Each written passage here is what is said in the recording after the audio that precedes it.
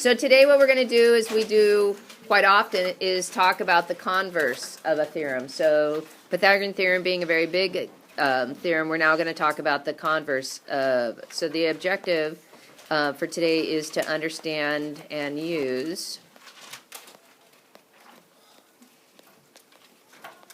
the converse of the Pythagorean theorem. Something that I alluded to the other day was this knowledge of certain numbers, certain integers work out and give us, they work perfectly in Pythagorean theorem. And so those groups of numbers are called Pythagorean triples. So I want to share those with you today. And then we'll just list out some Pythagorean triples.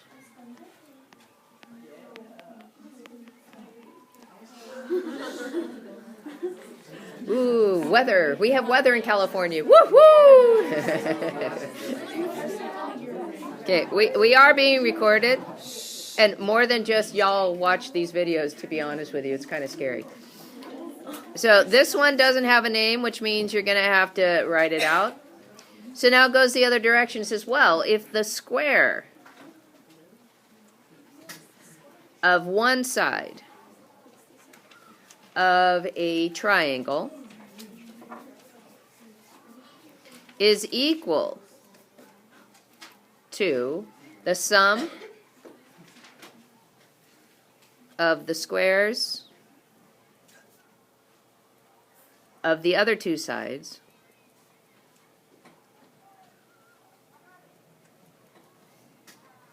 then the triangle is a right triangle. For those of you in the listening population, we in sunny California are wimps when it comes to weather, and we're hearing thunder right now, and the kids are all freaking out. Shh. So basically, what you're given in this scenario is that you have a triangle. We're not told what kind, we're just told that we have a triangle. And we're told that the lengths of the sides go in this idea, where c squared equals a squared plus b squared. So let me draw a picture of this. Here's your triangle ABC, and then the legs are opposite the angle and they have little letters.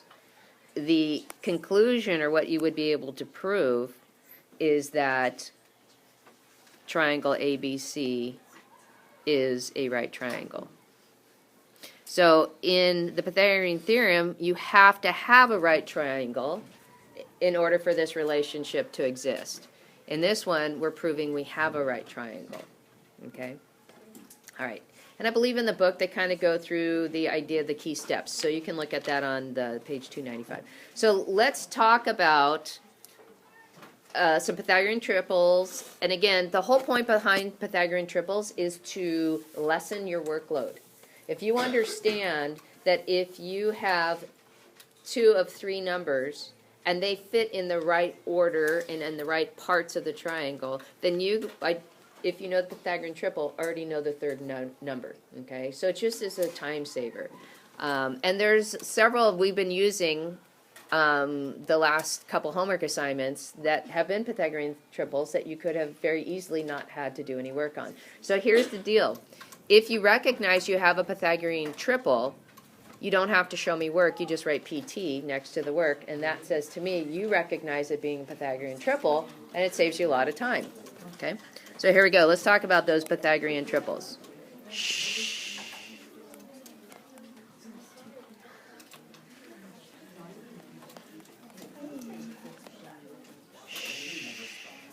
So these Pythagorean triples are three integers that work out evenly. Work out evenly. No, actually I think it is. In the Pythagorean theorem. Shh, boys.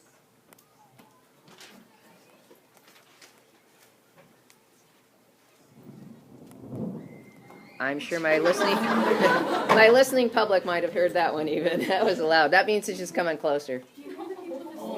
Yes, I know. Okay. Shh. Now, quiet please. What I'm going to give you are, hey, shh. It's thunder. It's not God. It's not Armageddon. The world is not ending today as we know it. Okay.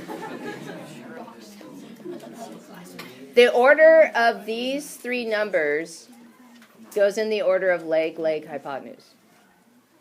If your two legs are 3 and 4, the hypotenuse has to be a 5. If you have a leg that's a 4 and a hypotenuse that's a 5, the other leg has to be a 3. If you have a leg that's a 3 and a hypotenuse that's a 5, then the other leg has to be a 4. Now, what's interesting is not only is that a Pythagorean triple, but every multiple of a Pythagorean triple is a Pythagorean triple. So a multiple would be to multiply all of those numbers by the same value. So if I multiplied everything by 2, we'd have 6, 8, 10. Think about these numbers. I've seen them just in the stuff that you guys are asking me. 3, 4, 5, 6, 8, 10. The next one, 9, 12, 15. I multiplied everything by 3. 12, 16, 20. I multiplied everything by 4. So when I'm saying multiply everything by 4, I'm talking about the original Pythagorean triple. If I wanted to multiply everything by 5, I'd have 15, 20, 25. So again, the main thing is you just need to recognize 3, 4, 5 and multiples of 3, 4, 5, and then you've got a Pythagorean triple. Michael? So squares won't work? Or you can't square all of them? You can square them in the order that they are, and then add the first two, and it'll give you the square of the third one. That's how it always works. So 3 squared is 9, 4 squared is 16, 5 squared is 25, 9 plus 16 is 25, 25 equals 25. Okay? Drake P. Since we can multiply 3, 4, and 5 by the same number, can we multiply, let's say, 9, 12, and 15 by the same number, and have it still work? Yeah, as long as you keep that original Pythagorean triple, then you multiply it by something and you multiply it by more, you're just multiplying the original one by a bigger number. So like you take the Pythagorean triple of 9, 12, 15, so you multiply it by 3, then you multiply that by 2. That's the same thing as multiplying the original 3, 4, 5 by 6. Okay? All right, so the next one that is common is 5, 12, 13. And I saw this one show up a lot on the homework. Now, the first one, because the numbers are small, you see lots of its multiples, okay? On this one, the only multiple that I have actually seen is the first one if you multiplied everything by 2. The next two, I don't think I've seen multiples of them. But that doesn't mean that people don't do that. 8, 15, 17, that has been on our homework. And then the last one would be 7, 24, 25. Okay? So what I would be doing, excuse me, and this is a vocab card, so you can't take this on the test, is you got the 3, 4, 5, the 5, 12, 13. You're okay, Lauren. The 8, 15, 17, and the 7, 24, 25. Okay. Are you outside holding an umbrella? No. Then you're okay. You're not going to die today. Okay? Okay. Okay. I can't hear Drake. So the 3, 4, 5, 5, 12, 13, 8, 15, 17, 7, 24, 25, you could write underneath what is a Pythagorean triple, but remember, that's a vocab card and you can't use it on a test. So you're going to actually have to commit those to memory. Now, you don't have to. You can do Pythagorean Theorem every single time, but this, again, is going to save you a lot of time. But the trick is, sometimes they give you 4, 5, and they're the legs. It's not a Pythagorean triple then. Okay?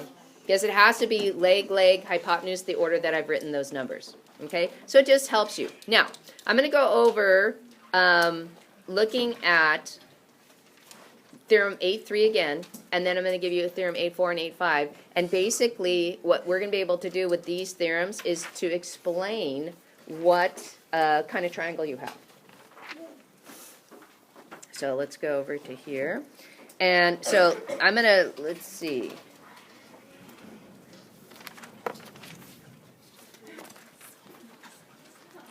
I'm going to give you the other two theorems, and then we'll do a little comparison. So we've got theorem 8.4. We already got 3. So theorem 8.4 says if the square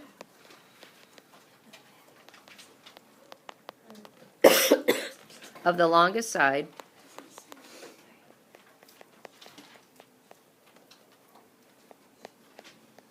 of a triangle is less than the sum sorry, of the squares of the other two sides,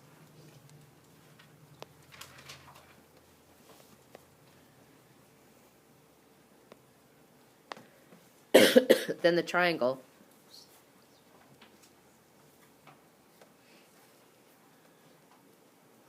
is acute. So if the square of the longest side, so the c squared, is less than the sum of the squares of the other two sides, the a squared plus b squared, then the triangle is acute. Yes, we have a cell passing over us right now. And then we have theorem 8.5. And this one says, and we'll go side-by-side comparison and you'll get an idea of how this works. If the square of the longest side of a triangle is greater than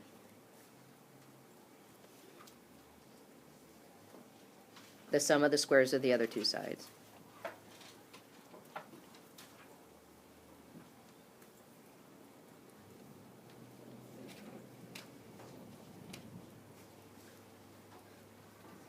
then the triangle is obtuse.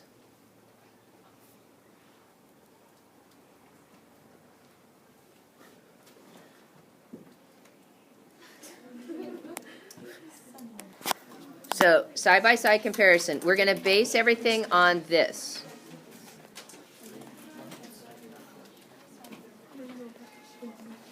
Where C is the largest angle. So this is the assumption that we're making with the A, B, and C, that C is the largest angle.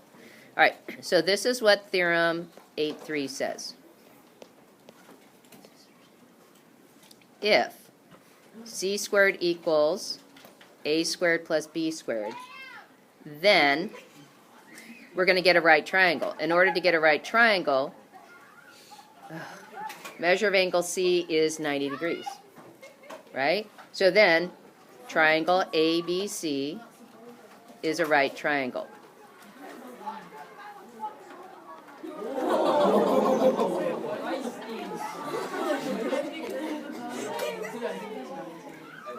If on, hold on, if the largest side, its squared, is less than the sum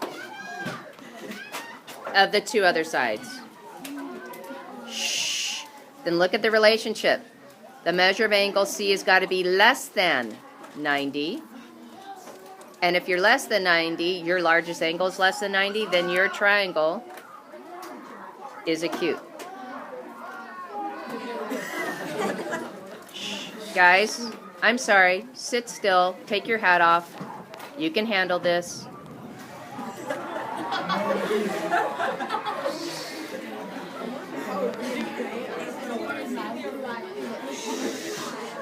I'll wait. I'm writing down notes, and some of you are packed up right now.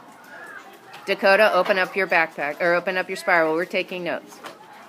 What theorem 8.5 says is if that longest side squared is greater than the sum of the other two sides, then that means that the measure of that angle that's opposite it has to be...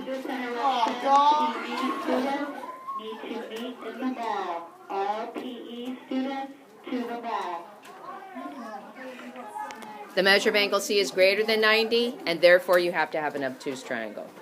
All right, good luck with this.